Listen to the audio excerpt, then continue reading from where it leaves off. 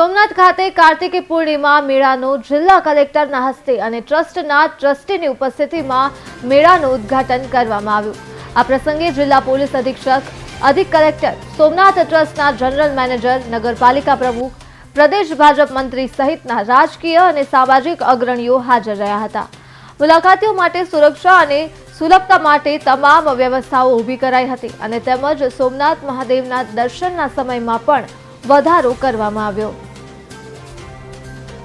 1955 થી યોજાતો જગપ્રસિદ્ધ શ્રી સોમનાથ મહાદેવના સાનિધ્યમાં કાર્તિકી પૂનમનો મેળો જે યોજાય છે તેના આજે શુભારંભ કરેલ છે।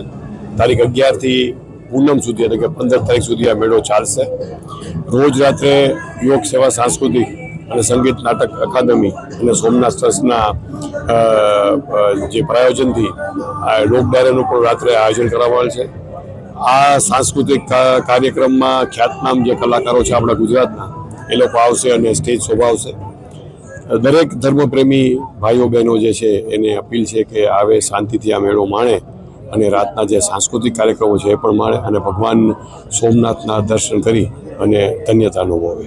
1955 થી યોજાતા આ સોમનાથ એવા પ્રથમ જ્યોતિર્લિંગ તીર્થધામના કાર્તિકી પૂર્ણિમા મેળાનો આજે જિલ્લા કલેક્ટર શ્રીના હસ્તે શુભારંભ કરવામાં આવ્યો છે। સોમનાથ ટ્રસ્ટ દ્વારા સ્થાનિક જિલ્લા વહીવટીતંત્ર, પોલીસ વિભાગ તેમજ સેવા સદનના સહયોગથી આ મેળાનું આયોજન કરવામાં આવી રહ્યું છે। 5 દિવસ સતત લોકો આ મેળો માણશે ત્યારે રોજે રોજ જુદા જુદા સાંસ્કૃતિક કાર્યક્રમોમાં ગુજરાતના નામાંકિત એવા અનેક કલાકારો અહીંયા પોતાની કલા પીરસશે।